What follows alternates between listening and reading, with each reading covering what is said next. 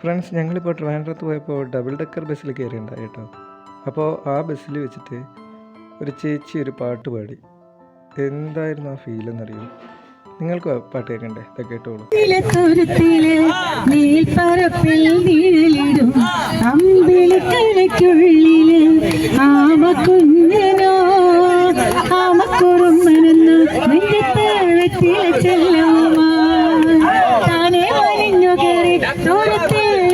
പകങ്ങിയല്ലോ താരക്കുളത്തുള്ളൊരു ചെല്ലവുമായി ഭൂമിയുടെ മുഴും